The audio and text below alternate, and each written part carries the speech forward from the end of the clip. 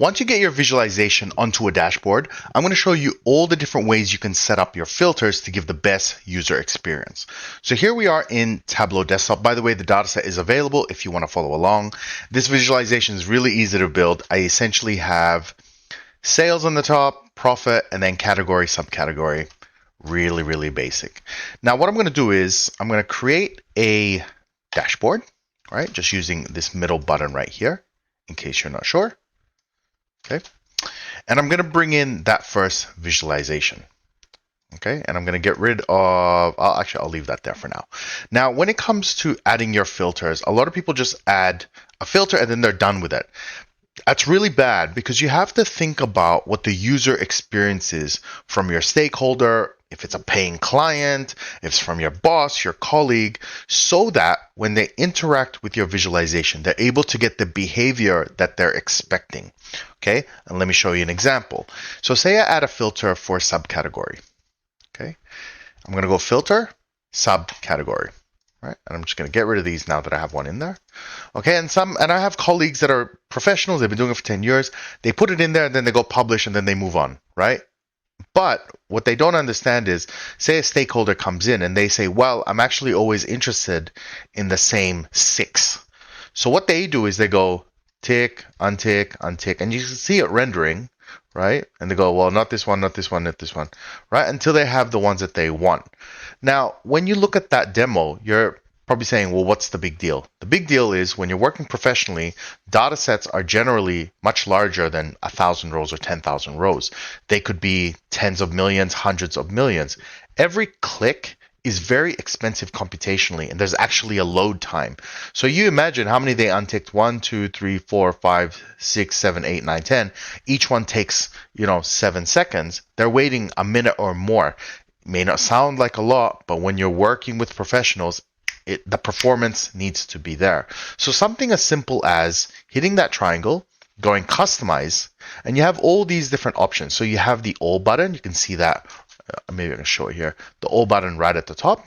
You can have that in there because it could be you're designing a dashboard that covers 4 regions, and your math and your formulas and the visualizations is such that you can only ever have one region selected. So you can turn off the all button.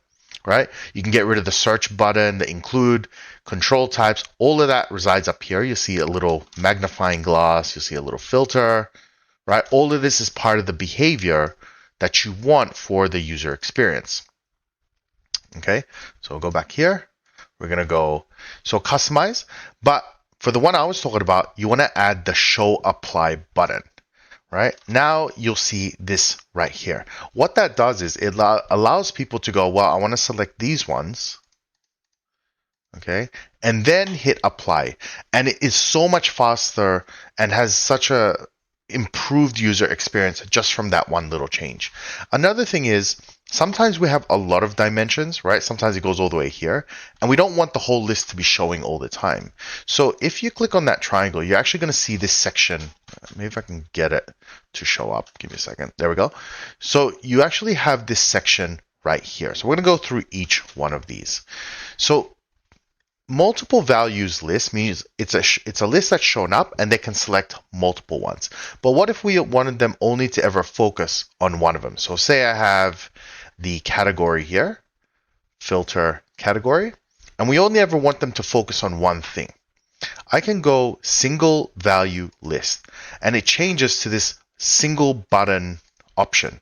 Again, just you're trying to think of user experience, and the best way to figure out what works is, number one, spend time with the team and the clients that you're working with and ask them, hypothetically, when I build this dashboard, the initial meetings, hypothetically, when I build this dashboard, what are you going to use it for? What problems are you going to solve? All of that is going to influence how you design the user experience, right? From a user experience perspective, right?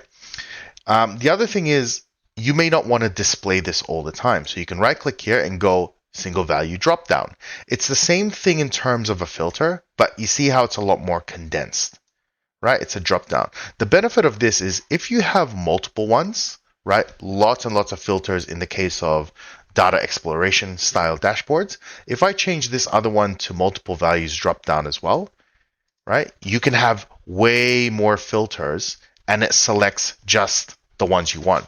The only downside to this is in cases where you have multiple ones selected, right? As you can see here, it doesn't actually show. It'll just say multiple values. And the problem with that is in some cases, people like to print off dashboards, or they'll just take a PDF and then they'll send it off. And then they'll come back to you a week later and say, hey, what's this visualization? It's been filtered. And go, what were the filters? No idea. You don't know, right? Especially if that filter is not part of one of the elements of your dashboard. So that's just something to keep in mind. Another option you can have is a slider. Okay, now sliders generally don't work very well for these kinds of dimensions. It just doesn't make it's kind of annoying. So if I switch it to single value, you can see it kind of cycles through. It doesn't really make sense to do it that way. Sliders tend to work well when you have numbers. So for example, let's say in here, I'm going to add something that's like a number.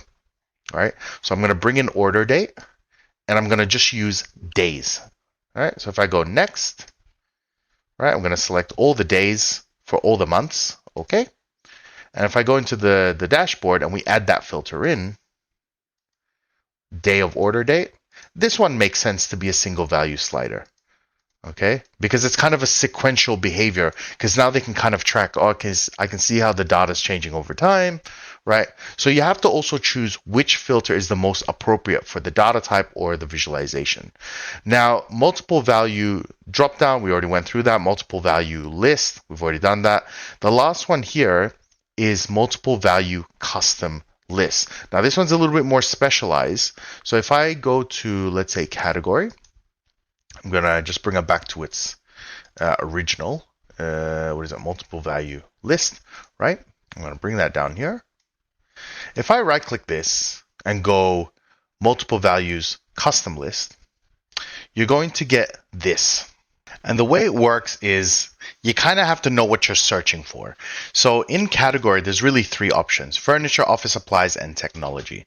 So if I type in here and go Fernie, right, and give it a second, it should come up. And for some reason, it's not. I literally just tested this. Office supplies. Okay, and I hit plus.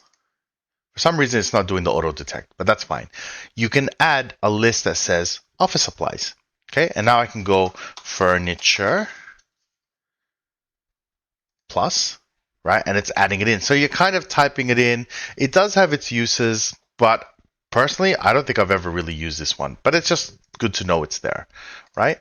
The one that's probably a bit more useful is something called a wildcard match. So here in the very last one, and this is only applicable to, I believe, dimensions and strings, okay? Wildcard match. Here I can go, give me anything that has fern, yeah?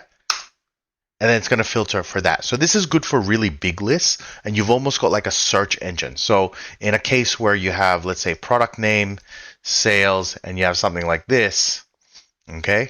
Let's just do it like that, right?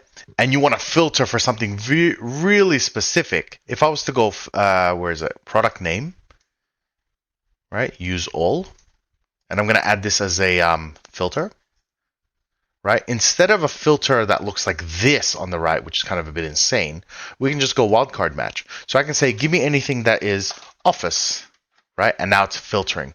So it's a little bit different behavior, but I would say this is actually more useful because it's a wildcard, right? So it's great for people who, they don't understand the data, but they're trying to see what's in it. All right.